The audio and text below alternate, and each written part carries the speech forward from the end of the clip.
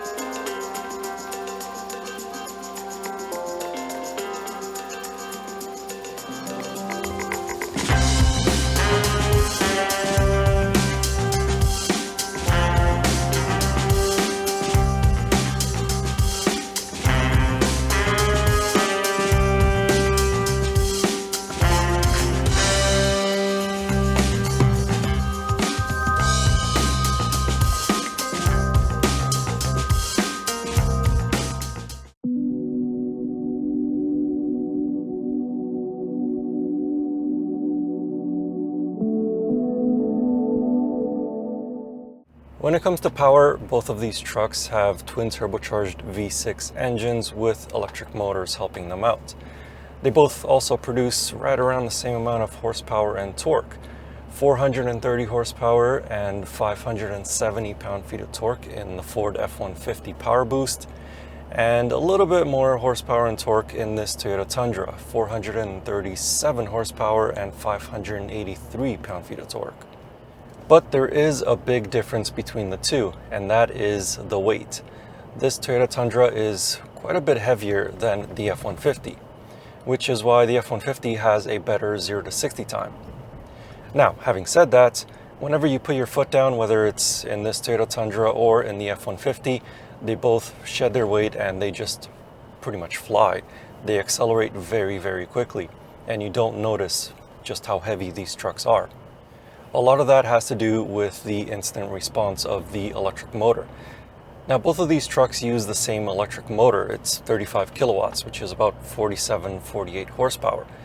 And as soon as you put your foot down, the electric motor provides instant torque until the turbochargers spool up, and then they provide the bulk of the power.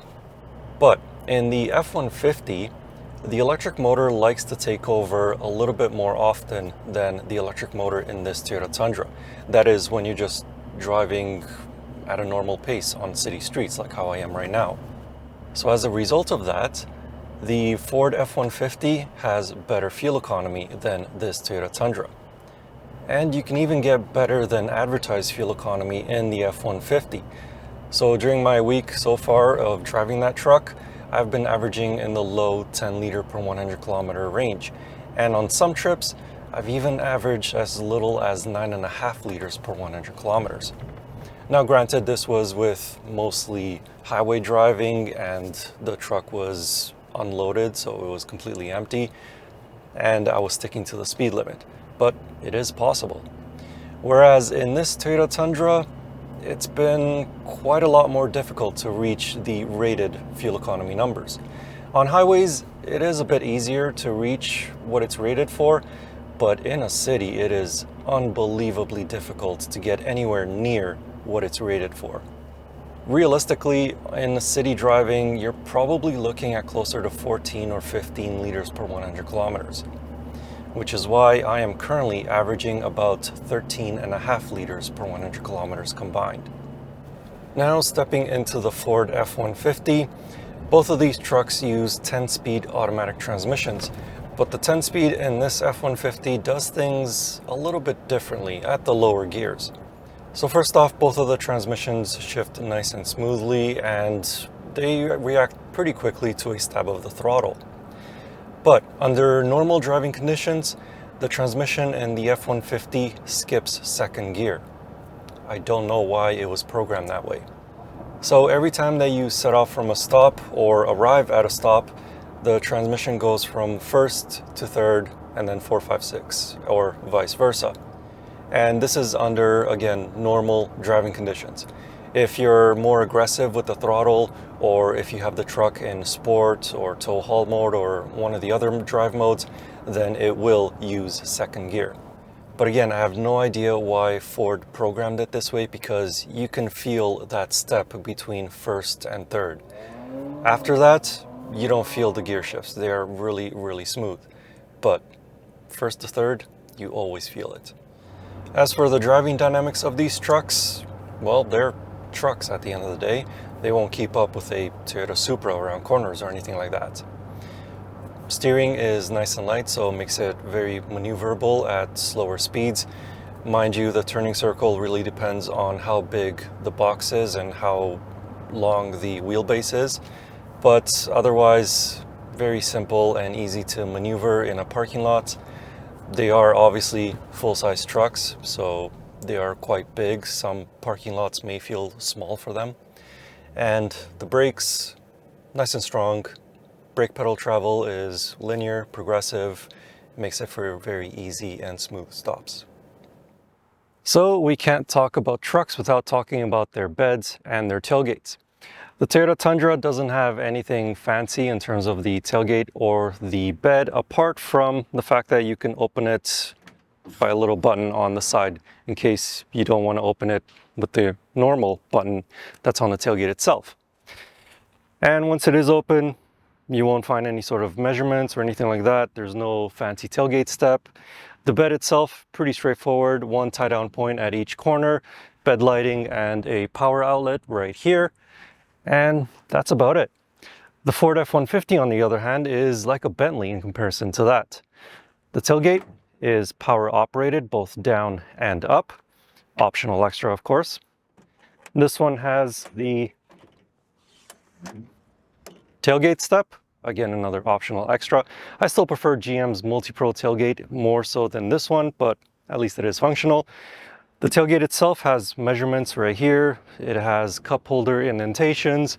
You can even open a bottle of beer with these things, but don't drink and drive unless it's that 0% alcohol beer, in which case, who buys those anyway? Anyway, as for the bed itself, tie-down point at each corner, bed lighting as well, and this one does have the Pro Power on board, the more powerful version of the Pro Power on board, so you get more power outlets as well as a 240 volt.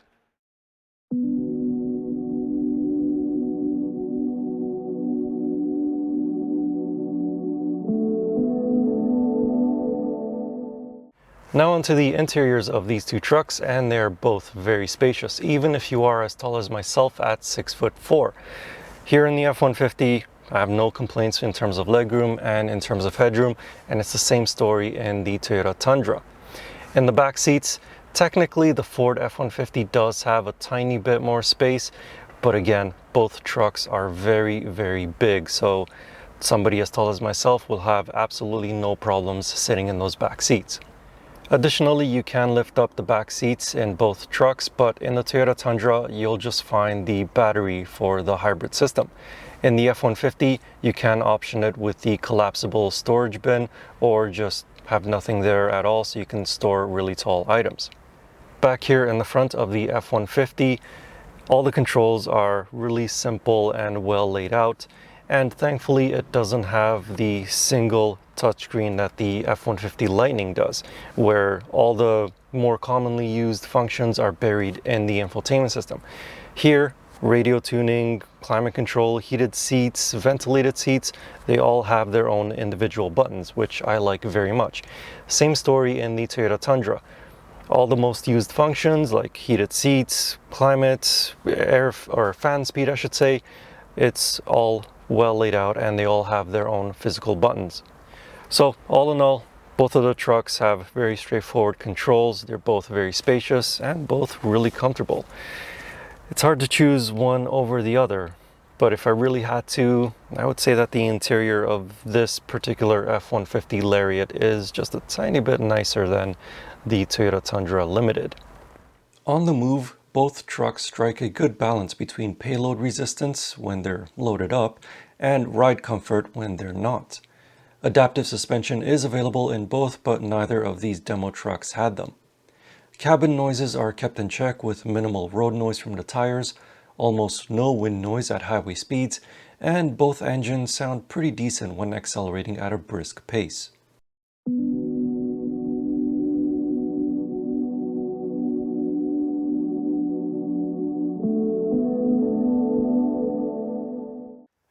So the F-150 is more fuel efficient, it's a little bit more capable, and it has a little bit more space on the inside.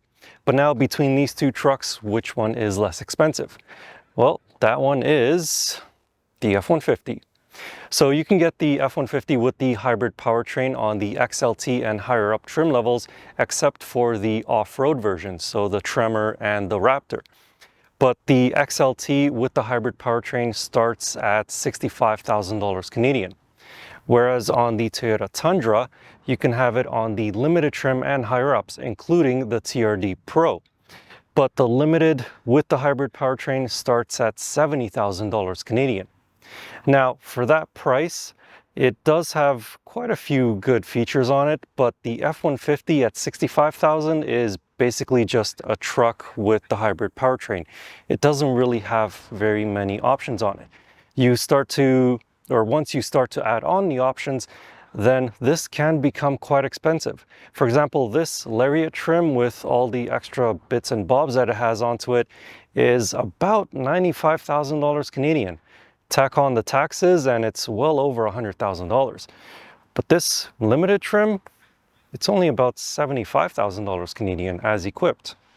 Though neither of these trucks are fully loaded, they are both well equipped with convenience features. Heated and ventilated front seats, heated steering wheels, panoramic sunroofs, surround view cameras, wireless phone charging pads, large infotainment touchscreens, 14 inches in the Toyota, 12 inches in the Ford, but it's not a measuring contest. They both also have wireless connectivity for CarPlay and Android Auto, dual zone automatic climate controls, digital driver displays, memory seats, and so on. But with the lower price, I feel the Toyota is slightly better value for money when only looking at convenience features. Even if you go for the top spec capstone trim and compare it against the limited trim of the Ford, the Toyota is less expensive for the same convenience features. So between these two trucks, which one is better? Well, in my opinion, and I can't believe I need to stress this, but this is just my opinion, it's totally fine if you don't agree with me, I think that the F-150 is the better hybrid truck. It has the same amount of power as the Tundra, but it is more fuel efficient. You can carry and tow more stuff with it. It's a little bit more spacious on the inside. I also like the interior design a little bit more than the Tundra, and you can have it at a lower starting price. But having said that, if you go crazy on the options list, then it does become quite a lot more expensive than the Tundra. So that's the give and take. But at the end of the day, I still think that this one is the overall better hybrid pickup truck. And again, that's just my opinion. It's totally fine if you don't agree with me. One thing that I do want to ask of all of you is that if you do own an F-150 Powerboost or a Toyota Tundra iForce Max, how has your ownership been in terms of reliability, that is? Are these two reliable pickup trucks with their increased complexity with twin turbocharging and the hybrid? Please do let me know because I'm really curious. Comment down below. Anyway, if you'd like to know more about either of these two trucks, I have written reviews with a few more details about them over on my website. You can find those links in the video description or click on the pop-up banner right up there. And as always, I will see you in the next car or truck, or most likely, it'll definitely be an SUV. Anyway, thank you for watching. I hope you enjoyed this video and see you next time.